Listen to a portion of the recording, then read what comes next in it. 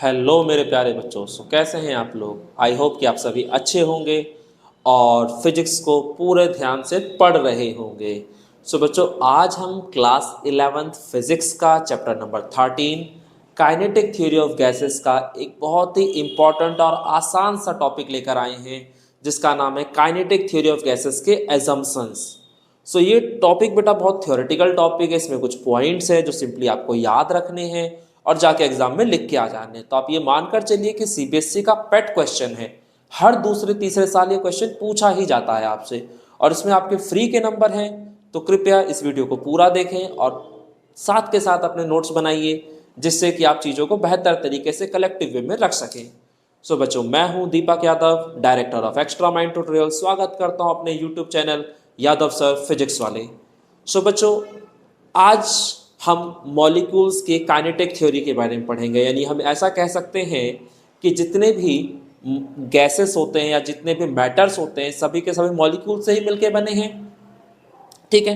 जितने भी गैसेस हैं सभी के सभी मॉलिक्यूल से मिलके बने, और ये जो मॉलिक्यूल्स हैं ये कंटिन्यूसली मूव करते हैं और रैंडमली किसी भी डायरेक्शन में मूव कर रहे होते हैं। ठीक है।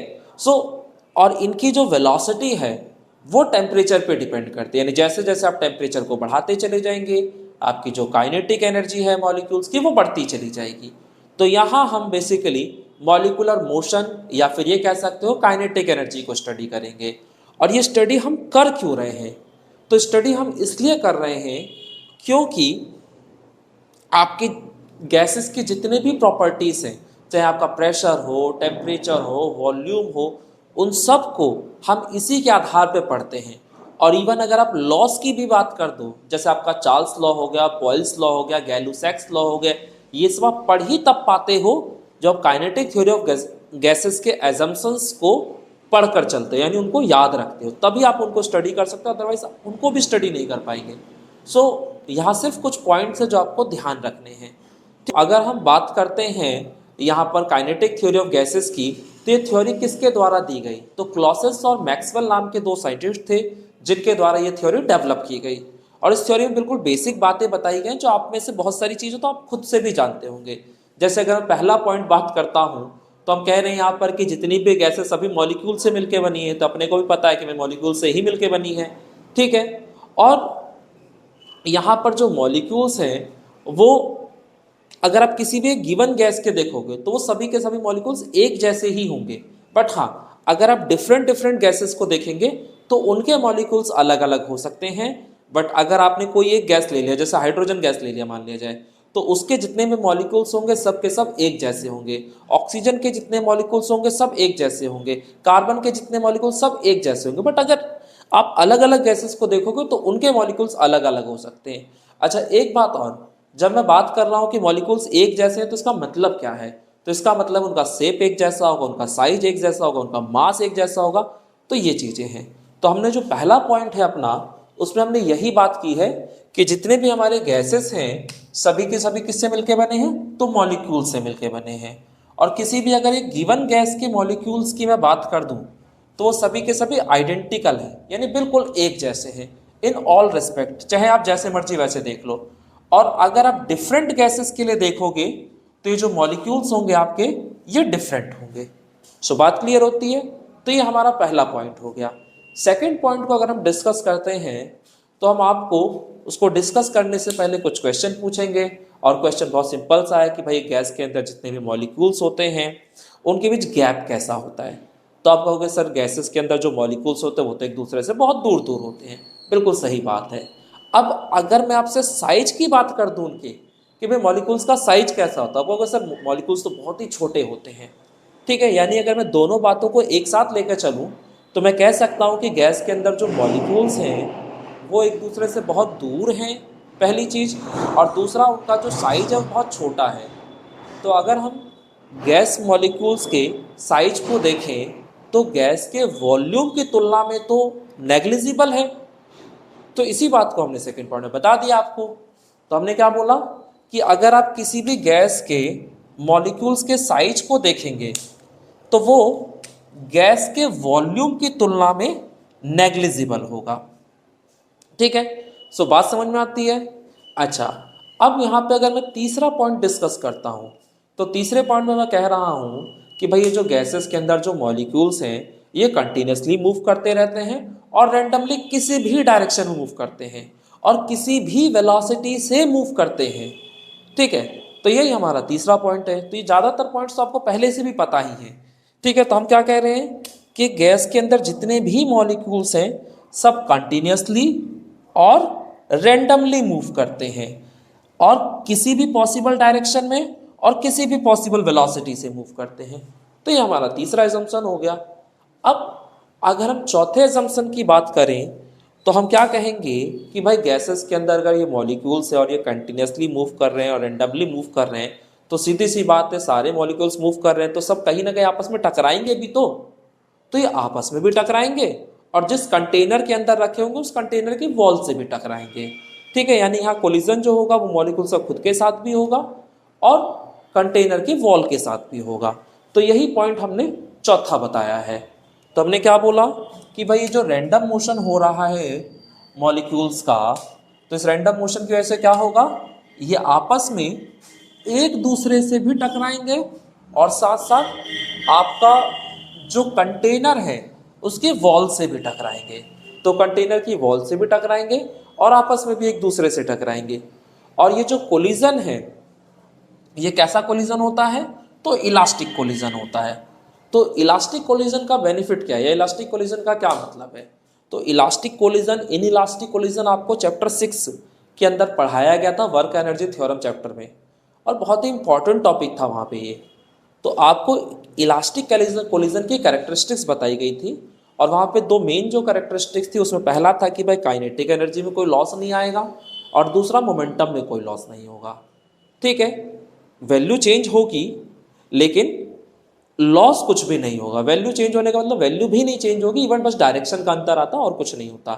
ठीक है, तो यही हमारा इसके अंदर मैंने बताया कि भाई यहाँ जो कोलिजन है वो इलास्टिक कोलिजन है, इस वजह से ना तो यहाँ काइनेटिक एनर्जी में कोई लॉस आएगा और ना ही मोमेंटम में कोई लॉस आएगा। सो बात क्लियर होती है। अब इसके बाद अगर हम बात कर रहे हैं कोलिजन की तो मॉलिक्यूल चाहे आपस में एक दूसरे से टकराएं और चाहे कंटेनर की वॉल से टकराएं, यहाँ दो कोलिजन के बीच उनका पाथ कैसा होता है, तो याद रखिएगा कि यहाँ पर जो पाथ होता है वो हमेशा स्ट्रेट लाइन पाथ होता है, यानी मॉलिक्यूल हमेशा स्ट्रेट लाइन पाथ के अलॉन्ग चलता है। जैसे एग्जांपल के तौर पे अगर बात करता हूँ कि यहाँ पर एक मॉलिक्यूल था तो ये मॉलिक्यूल सपोज दैट इस डायरेक्शन में गया और यहाँ जाकर किसी दूसरे मॉलिक्यूल से टकरा गया। तो टकराने के बाद क्या होगा, ये किसी भी डायरेक्शन में जा सकता है, किसी भी वेलोसिटी से जा सकता है, लेकिन एक चीज़ कंफर्म है कि जाएगा हमेशा स्ट्रेट लाइन पाथ के अलॉन्ग ही। अब यहाँ गया और यहाँ फिर टकरा गया, तो फिर मान लिया वो इधर चला गया, फिर यहाँ टकरा गया, फिर इधर चला गया। तो इस तरीके से कोलिजन होता रहता है और यहाँ पर आप किन्हीं भी दो कोलिजन्स के बीच अगर आप पाथ को देखेंगे तो वह हमेशा आपका स्ट्रेट लाइन पाथ होगा। ठीक है, तो ये 5 पॉइंट्स हो गए।